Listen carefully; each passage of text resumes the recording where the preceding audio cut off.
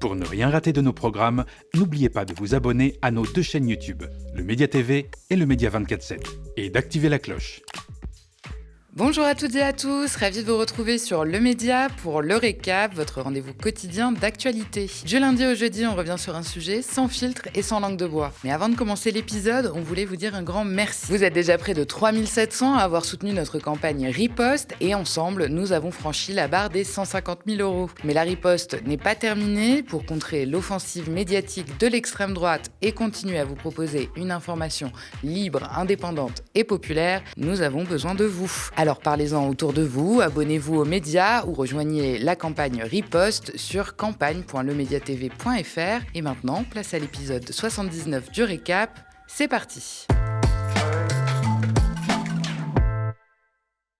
Pierre-Édouard Stérin a un message pour vous. Enfin pour vous, si vous êtes des chrétiens blancs exclusivement, on ne se refait pas. Lors d'une conférence, le milliardaire a invité son auditoire à faire plus de bébés de souche européenne. Je le cite évidemment. Mais attention, il faut qu'il soit baptisé, sinon ça compte pas. Pour lui, c'est l'un des domaines d'action prioritaires aujourd'hui en France. On l'écoute. Ces objectifs sont assez simples. Ils constituent à contribuer à la promotion du Christ, à la défense et au développement de mon pays, à savoir la France. Cela étant dit, les domaines d'action prioritaires aujourd'hui en France sont, selon moi, le fait d'avoir plus de bébés de souche européenne, 2, de faire en sorte que ces bébés soient baptisés, donc d'évangéliser de façon plus globale. Parce qu'il ne s'agit pas uniquement d'évangéliser les bébés, mais également d'évangéliser tous ceux aujourd'hui qui ne sont pas catholiques ou qui sont d'anciens catholiques. La particularité de Pierre-Édouard Stérin, c'est qu'il peut raconter les pires horreurs avec le petit sourire d'un banquier qui t'annonce que ta maison va être saisie en te proposant un café comme si de rien n'était. Derrière ses airs de bon chrétien à petites lunettes, le fondateur de Smartbox nous sert une version polissée du grand remplacement, l'éternel fantasme de l'extrême droite, contre lequel il faudrait lutter en relançant l'usine à bébés blancs et chrétiens. Et pour ça, il prodigue quelques conseils avisés. Pour ceux qui sont jeunes et qui nous écoutent, mariez-vous, dit-il. Bah oui, il faudrait quand même pas commencer à faire des gamins dans le péché. Donc, mariez-vous jeunes et faites un maximum de bébés. Ce sont ses mots. Et si vous êtes déjà marié ou fiancé, transformez-vous en agent matrimonial pour vos amis. C'est le 2e conseil du milliardaire. Je le cite. Aidez vos amis célibataires à rencontrer quelqu'un qui leur permettra de former un couple. Diffusez une image positive de la famille, ça contribuera à inciter tout un tas de personnes à fonder une famille demain. C'est là qu'on comprend que la vie de milliardaire, c'est pas tout à fait la même que celle du français moyen, parce que pour beaucoup d'entre nous, faire des tas de bébés, c'est clairement pas au programme. D'ailleurs, si le sujet vous intéresse, la semaine dernière, on a consacré tout un épisode du récap à la question de la natalité déclinante en France. Vous vous demandez peut-être dans quel contexte Pierre-Édouard Stérin s'exprime. Eh bien, dans le cadre d'une table ronde baptisée Agir en chrétien pour le bien commun, organisée au mois de juin par l'Institut du Bon Pasteur. Derrière ce nom assez innocent, vous en conviendrez, se cache en réalité une formation catholique traditionnaliste, souvent accusée d'intégrisme et de lien étroit avec l'extrême droite. Et donc pour eux, agir en bon chrétien pour le bien commun, c'est promouvoir un discours ancré dans la plus pure tradition racialiste.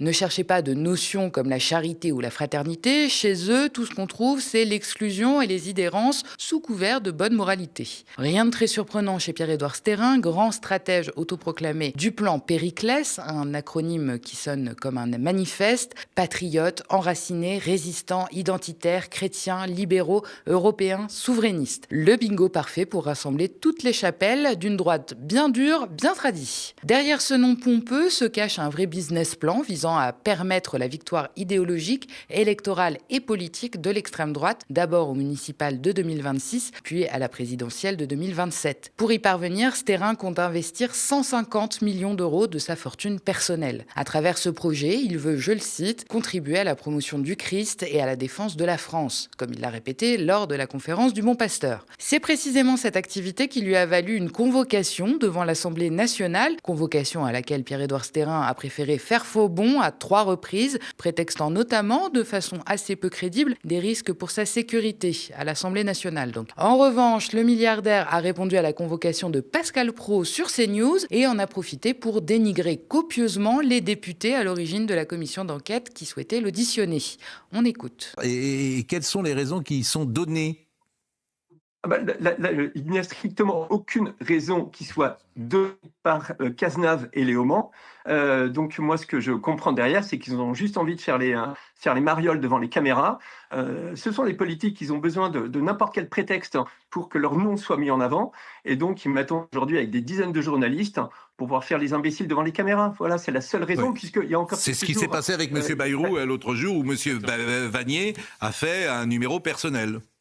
Il y a quelques mois, nos confrères de Street Press révélaient que le milliardaire arrose généreusement toute une galaxie d'influenceurs chrétiens ultra-conservateurs, très actifs et très suivis sur TikTok et Instagram. Ce nouvel écosystème qui mêle la foi et le marketing a suscité l'intérêt des sphères politiques les plus conservatrices, peut-on lire dans l'article. Il n'en fallait pas plus pour attirer les convoitises de Stérin, décrit comme un moine soldat par un cadre identitaire. Avec son fonds du bien commun, une structure philanthropique fondée en 2021, dans laquelle il a transféré une bonne partie de sa fortune, Pierre-Édouard Stérin finance sans complexe Acutis, un réseau d'influence comptant une soixantaine de créateurs de contenu cathos, très conservateurs et bien décidés à évangéliser les réseaux sociaux à coups de versets et de valeurs tradies. Plus récemment, Street Press, toujours, s'est rendu à la soirée orchestrée par les milliardaires Bolloré et Stérin le 24 juin dernier, le sommet des libertés. Tout ce que la droite dure et l'extrême droite comptent de figure en vue s'est donné rendez-vous ce soir-là. Et pour 29,90 €,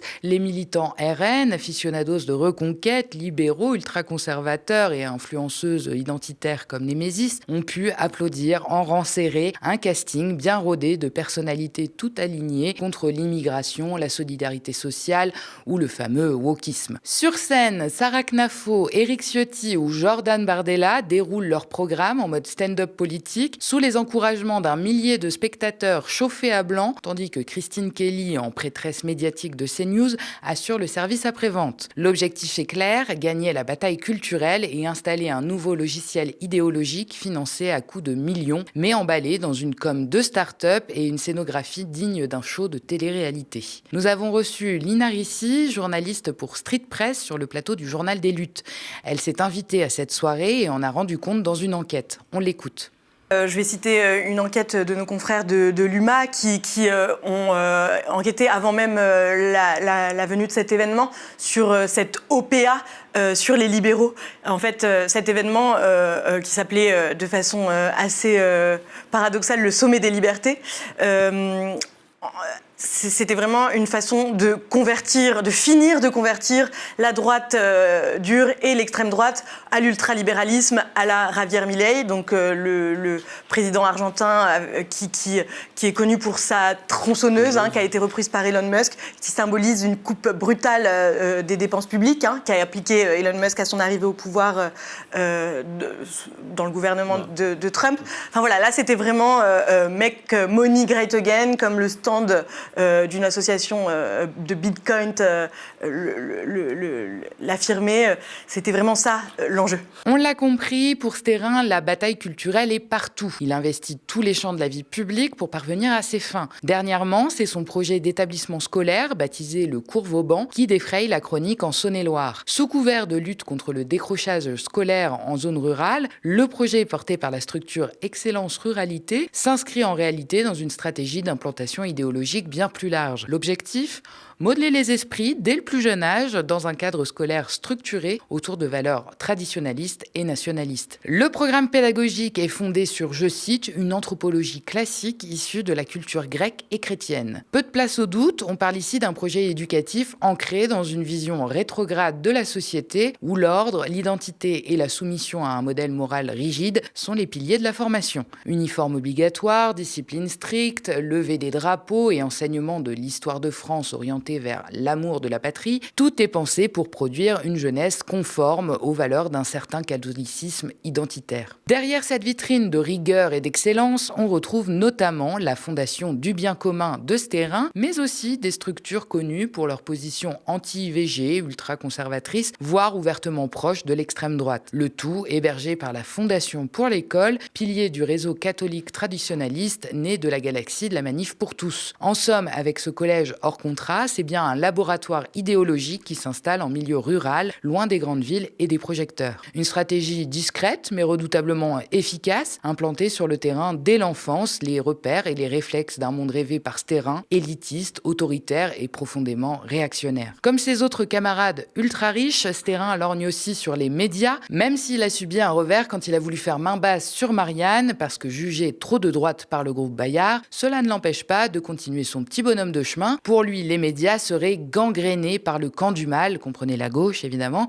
et il l'a encore répété lors de la conférence du Bon Pasteur. On écoute. Le combat n'est pas évident, notamment dans le secteur médiatique évidemment, puisque comme une grande partie des médias sont gangrénés par le camp du mal, c'est assez simple pour eux d'attaquer un tel ou un tel sur tel sujet. Donc le combat est compliqué, mais dans le même temps, ils ont beau être extrêmement présents dans certains secteurs d'activité, comme les médias, je parle de la gauche et de l'extrême gauche, ils sont néanmoins beaucoup moins présents dans tout un tas d'autres domaines.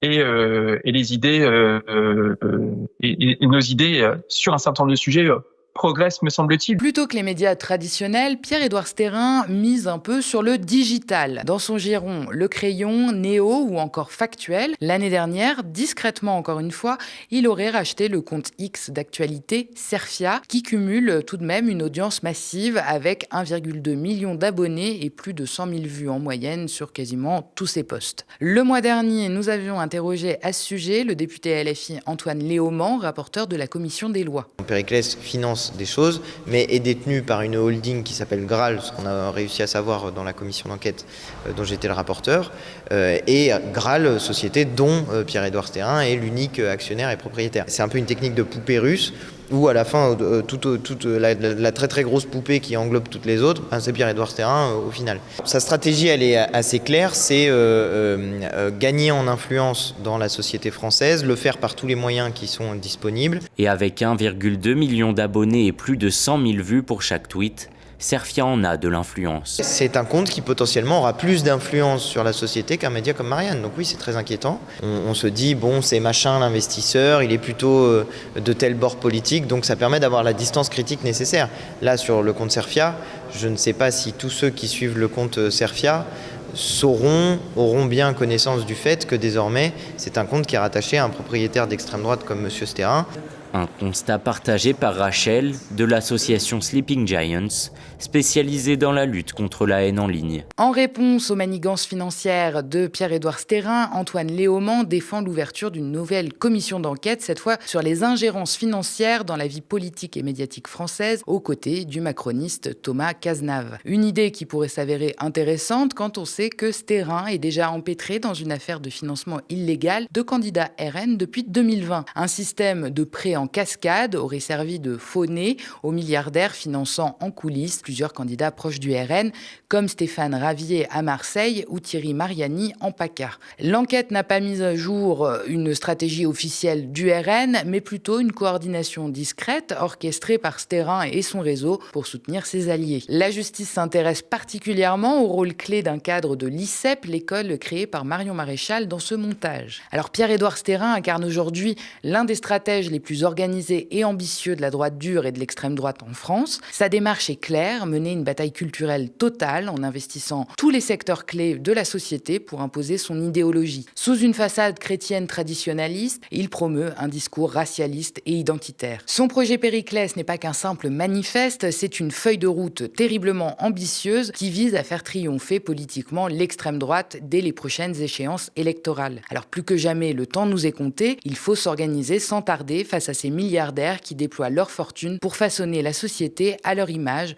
au détriment des valeurs d'égalité, de justice et de solidarité. Face à ce rouleau compresseur idéologique et financier, la nécessité de médias indépendants, transparents et rigoureux devient plus cruciale que jamais. Ce sont ces médias qui peuvent exposer les financements occultes, dévoiler les réseaux d'influence et mettre en lumière la nature véritable de ces projets. C'est aussi par l'information libre, la vigilance citoyenne et la mobilisation collective que l'on peut empêcher la banalisation radicalisation et la diffusion de discours d'exclusion, racistes et réactionnaires, souvent présentés sous le vernis de la respectabilité. Résister, c'est aussi soutenir les initiatives citoyennes et défendre farouchement un espace démocratique où aucune influence financière ne dicte la parole publique. Il est vital de construire des alliances larges, de rassembler toutes celles et ceux qui refusent cette vision réactionnaire et de faire entendre haut et fort que la France ne sera pas le terrain de jeu de cette oligarchie identitaire et autoritaire. Leur plan est certes ambitieux, alors notre résistance doit être encore plus grande.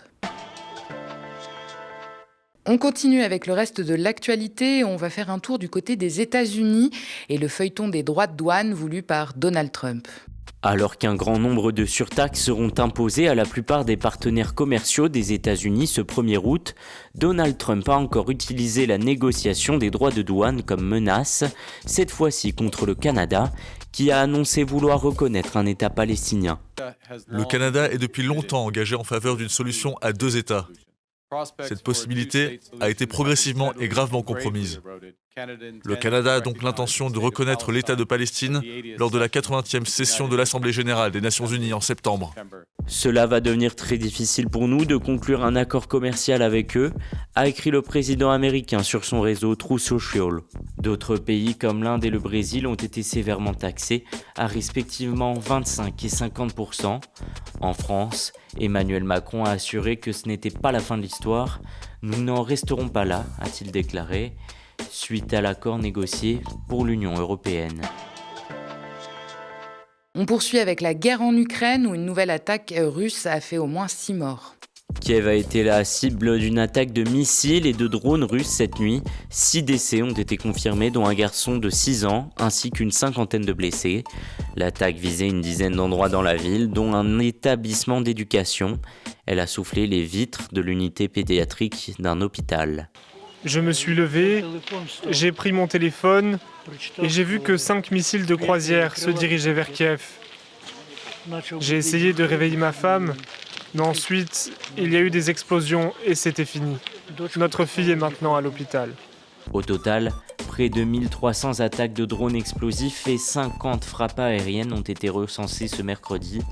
Le ministre des Affaires étrangères ukrainien a appelé Donald Trump à augmenter la pression sur la Russie. Et on termine avec l'alerte tsunami levée aux îles Marquises. Aucun dégât, aucune victime. L'alerte tsunami est levée aux îles Marquises. La population a pu rentrer chez elle mais doit rester vigilante. Seules des vagues d'1,5 mètre ont frappé la côte. Partout ailleurs, au Japon, en Russie ou même à Hawaï, plus de peur que de mal. Le séisme de magnitude 8,8 était pourtant le plus fort enregistré dans la région depuis 1952. Merci d'avoir regardé cette nouvelle édition du Récap. C'était le dernier épisode de l'année. N'hésitez pas à nous laisser vos impressions en commentaire si vous nous regardez sur YouTube ou via email si vous nous regardez à la télé. Et n'oubliez pas, les milliardaires financent la haine. Le média a lancé sa riposte, une campagne de financement citoyenne pour riposter donc sur les réseaux sociaux et la TNT francilienne. Alors parlez-en autour de vous et si vous le pouvez, rejoignez la lutte sur campagne.lemediatv.fr. Abonnez-vous aussi à nos 2 chaînes YouTube, le Média TV et le Média 24/7 pour ne rien rater de nos programmes. Très bonne soirée sur le Média et à la saison prochaine.